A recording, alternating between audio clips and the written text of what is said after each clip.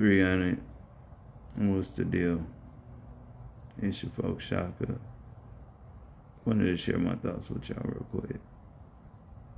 So yeah, I caught this movie One Night in Miami last night. You know, every now and then I sit down and catch a few clips, a few films, and I always seem to come up on a couple of clips that are good backdrops to share greater messages. And so I wanted to speak on this one here, especially because, you know, y'all, oftentimes as so-called black people, we find ourselves out here in the world walking away from dealing with these other groups of people with our feelings hurt. And it's because we don't really have a cultural code of conduct. Okay? We don't have rules of engagement when we're dealing with other people. All right? Nor do we have standards or real classifications. All right? At least not among the majority of so-called black people. Because, you know, over here, we make the effort. Okay? We make the investment because we understand how important it is. Finding yourself out here in the world dealing with these other people without these things will have you facing a reality like this guy Jim Brown here in this scene. I wanted to use this because it's a good example. You know what I'm saying? As to the reason why, man, you know, it's important, especially at this point in time in the game. Okay? Because the backdrop for this scene was, you know, what, 60, 70 years ago, something like that. All right. But we're going to go ahead and hit play, and I might stop here and there to speak. I'm definitely going to speak after, but let's go. That's okay. That package win is going to be forgotten by anyone who doesn't live in Goose Bay by tomorrow. Your record is going to be remembered forever. Well, I don't see why I can't have a record and a win next time. Rat you are, son. Rat you are. Jimmy, I just wanted to let you know that if there's ever anything I can do for you, you should never hesitate to reach out.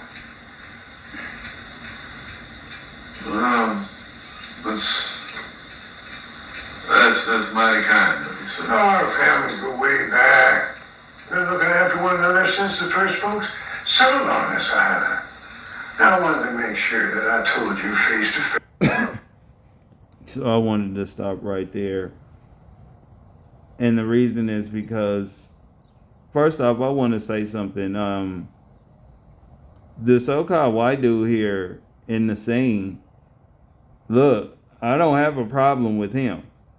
Okay? Because basically what you're seeing out of him is all he's doing is being on code. Like it said a lot around so-called black folks, but it doesn't really exist. But he is staying on the code that he believes keeps him and his people in a position over so-called black people. Okay? And so, and he's very unapologetic about it. Now, if you pay attention to what he said, look, our families have been helping each other out since, you know, the first people settled that island. And you can kind of get an understanding of what the dynamic was like in the social culture was like back in those times. I'm sure y'all already know. But see, that's a cultural standard that the so-called white dude is okay with. You know, his people benefited from it and still do benefit from it, even at this time. As this scene is the backdrop, like I said, is back in the 60s or something like that. All right, maybe the 50s. But that's the backdrop, okay? But this dude here being a so-called black man, if he really valued, you know what I'm saying, being so-called black, you know, and, you know, he had a cultural standard, he would know right off the rip based on that man saying that he has to engage with him a certain type of way. He can't be pulling up trying to be buddy, cool with this guy. Okay? Because this guy's the type that's like, yeah, I could be cool with you. You can sit on my porch, but you still are who you are. Okay? But I can deal with you at that level. You know what I'm saying? I can meet you there, but nowhere else. That's pretty much what he's telling him. But let's keep on going. Because he about to get a reality check. Y'all probably know if y'all seen this. As long as I'm still here, that ain't ever gonna change. Well, my aunt would be very happy to hear such a kind sentiment from you, Mr. Carlton. Not everyone else on the island has been so supportive. Nah, crabs in a barrel, I say. The hell with them all. And see, they like doing that. The thing is, they benefit from you actually not having a standard or a code. And so they always got these little terms and stuff they throw out there to disarm you, all right, from having one. Hey, I'm on your side. The crabs in the barrel line. You know what I'm saying? These terms are never used among no other groups of people but so-called black people. Okay? They're in the game for a reason. I, for one, think that you are a credit not only to this community, but to the entire state of Georgia. I've never been prouder to say that I live on St. Simon's Island than I am now. And I would make a point of adding place where the great Jim Brown is from. Yeah, you know what I'm saying? Pay attention to what he's saying. You know what I'm saying? Because he gonna let it be known that this is what we think of him here. I mean, we happy he went out and did something to put us on the map or whatever, but that's kind of like what they expect. You know what I'm saying? They expect that. They don't really praise that, you know what I'm saying, for real. They expect for you to be a so-called black person getting out there making them look good. Okay, that's how they look at it. All right. And again, it's just like something else I tell you, even just like I tell y'all with women, they don't really respect it for real. They feel entitled to it. They don't really invest much into getting that. All right. Because you're going to see what this guy thinking him, who has invested all this time, came all the way out here to see this dude. Let's go. Here you boys go. 2 lemonades. Thank you, darling. Well, thank you. Sorry to bother you while you're entertaining Grandpa, but if you could come move that bureau when you have a moment. Oh, sorry. I almost forgot. You, moving some furniture? Mm-hmm.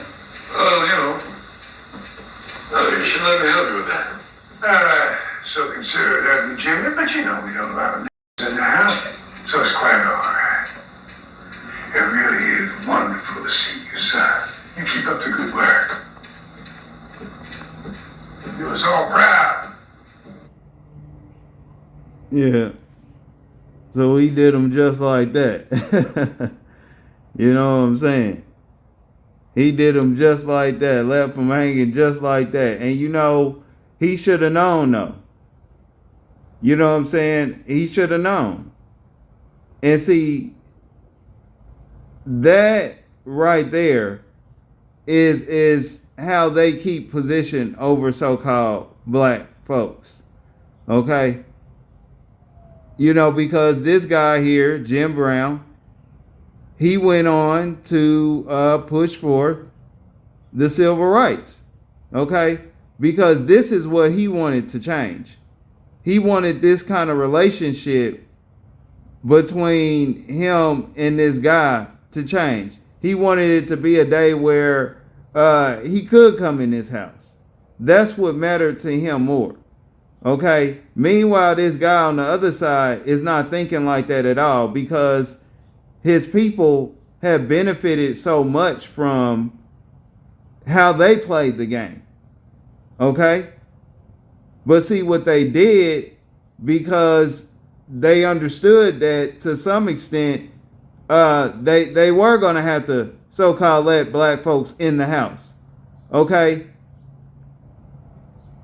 You know, they had to do it. But because so-called black folks were so much in their feelings and so thirsty to belong, okay, these other people, they were able to make sure that they were going to be in control of that. All right? That's how the civil rights came along. Okay? Where now after the civil rights, you're still in a position, okay, where they are not letting you in because they are staying on their code. And so, man, you know, I just really wanted to speak on this little clip here, man. I'm going to speak on some of the other little clips that I caught on this movie. But, yeah, man, all right? But this type of stuff is what gave birth to the black integrationalists. Because this was the biggest concern. You know, they were wondering why, you know, I couldn't get in the house. You know, that was more important than anything so-called black people were going through. All right? It was these people. And this is talked about a lot in this movie. It's 300.